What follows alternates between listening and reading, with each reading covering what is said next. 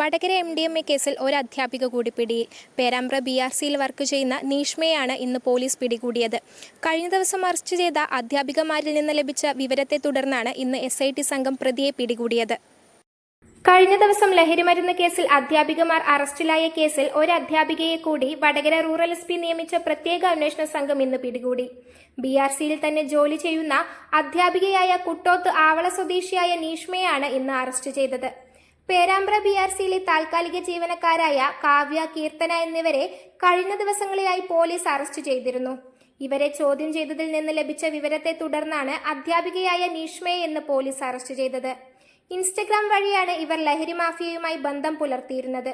കസ്റ്റമർമാരുമായി നേരിട്ട് കാണാതെ അക്കൗണ്ട് വഴിയാണ് ഇവർ ലക്ഷങ്ങളുടെ MDMA ഇടപാട് നടത്തിയിരുന്നത്.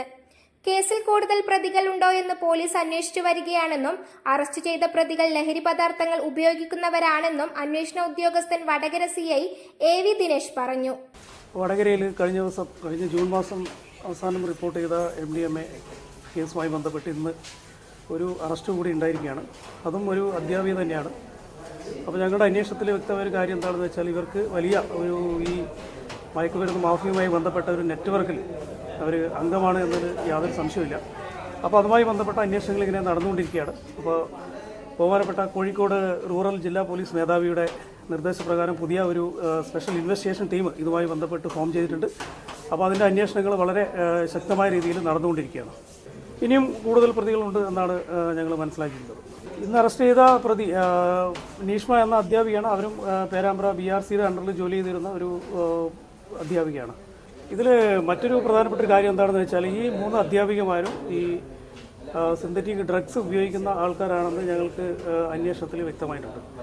അപ്പോൾ അതിനെ സംബന്ധിച്ചും ശക്തമായ അന്വേഷണങ്ങൾ നടന്നുകൊണ്ടിരിക്കും. അതിൽ യാതൊരു ഇവരുടെ ബാങ്ക് അക്കൗണ്ടുകളും അതുപോലെ തന്നെ മറ്റ് പ്രധാനപ്പെട്ട കാര്യങ്ങളെല്ലാം തന്നെ ഇതുമായി ബന്ധപ്പെട്ട സാമ്പത്തിക സ്രോതസ്സുകളെക്കുറിച്ച് ശക്തമായ അന്വേഷണം വരും ദിവസങ്ങളിൽ ഉണ്ടാവും. News bureau media Vadakara. അല്ല, ഇന്ന് നല്ല സന്തോഷത്തിലാണല്ലോ. അതെ, സന്തോഷത്തിലാണ്.